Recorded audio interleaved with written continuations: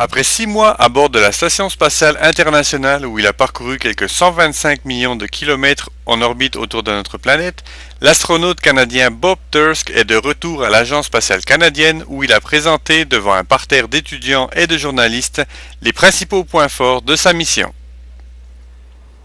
Aujourd'hui, nous allons raconter l'expédition dans 17 minutes.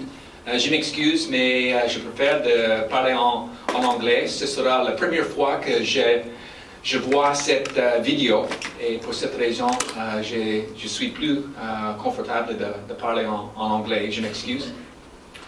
Well, this was the start of a dream that began, as Steve mentioned, 25 or 26 years ago when Ronald Reagan first announced that Canada was invited to join this International Space Station partnership.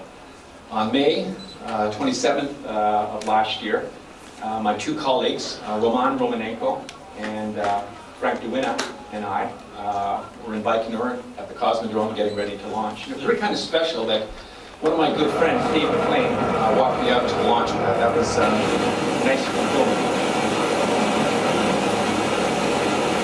Launch on a Soyuz rocket is better than an e-ticket at Disney World.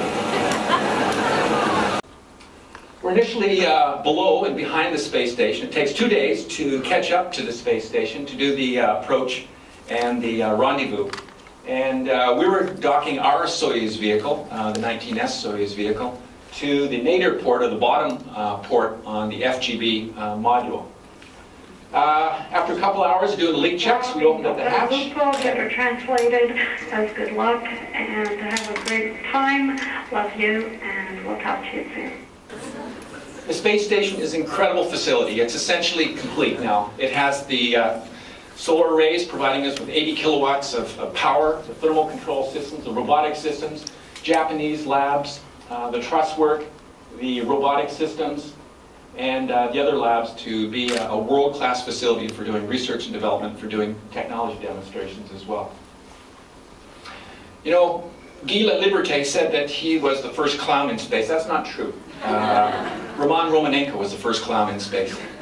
And we always had time for horsing around. Nicole does a pretty good job of horsing around as well. Cutting hair and doing the daily kinds of hygiene ops in space is a little bit different than on Earth. Nicole reminds me of someone on Saturday Night Live.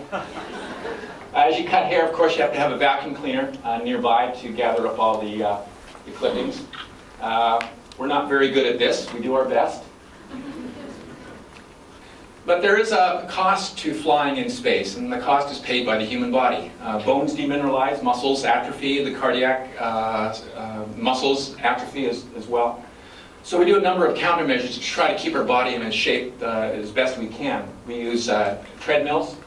We have stationary bikes. A group in Gatineau, Quebec made some videos of my son jogging through various favorite jogging paths in Canada. That was my son jogging in Gatineau Park. So it was nice to stay in touch with my family virtually. And then our favorite exercise machine looks like something from a science fiction movie, but it's the Advanced Resistive Exercise Device and our favorite exercise machine, which helps us keep our muscles in tone. Perry Johnson Green and Rael Pallardy put together a really nice package of Canadian science experiments, 6 or 8 different experiments all together. A lot of cutting-edge stuff that's going to provide benefits to the research community. This is an experiment called Bodies in the Space Environment from York University. The objective here is to try to sort out how astronauts maintain balance and orientation in space. Vision versus vestibular versus proprioception.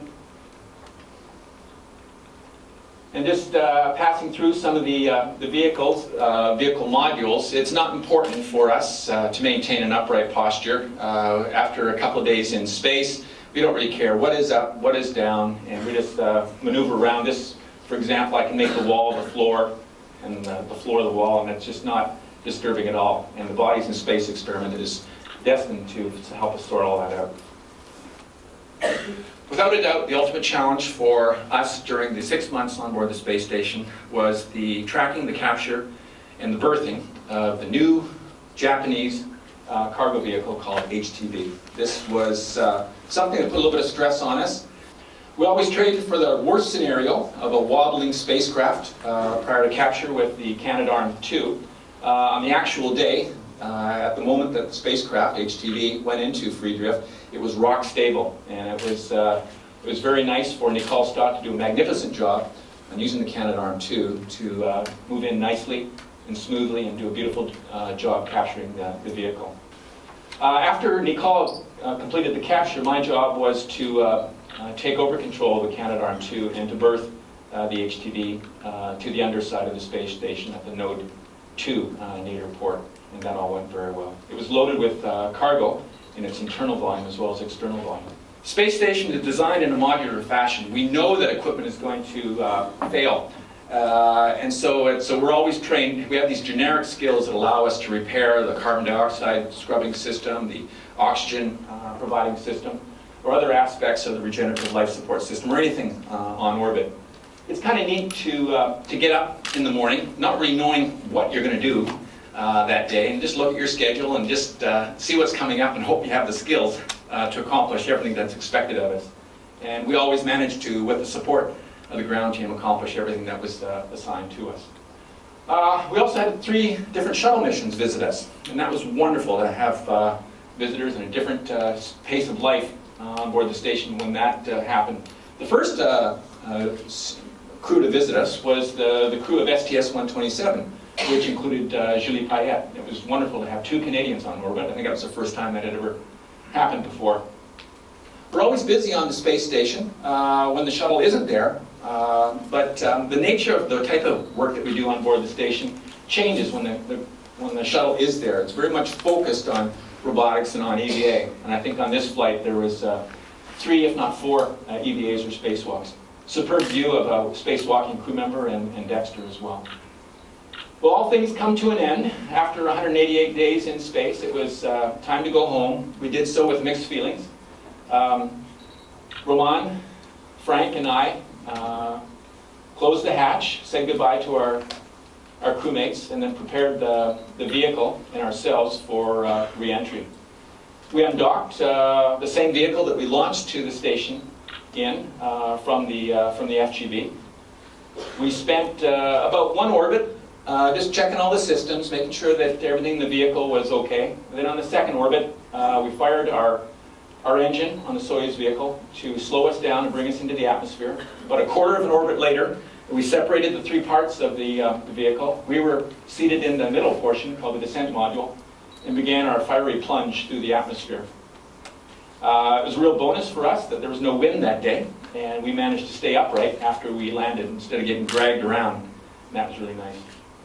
It's a little bit cramped in the Soyuz vehicle, so I need a little bit of help to get out. I didn't really need to lie down, but they wanted to do some medical checks on me to make sure that I was okay, and I was. So we have, as a team, accomplished quite a bit during the last year. You know, we had 3 Canadians on orbit altogether last year. We had Julie Payette, we had myself, and we also had Guy Laliberté. And I hope that we've demonstrated to Canadians that what we do in space is not easy, that it takes a lot of planning and coordination, and that a lot of the work that we do on orbit provides some important socioeconomic benefits to Canada.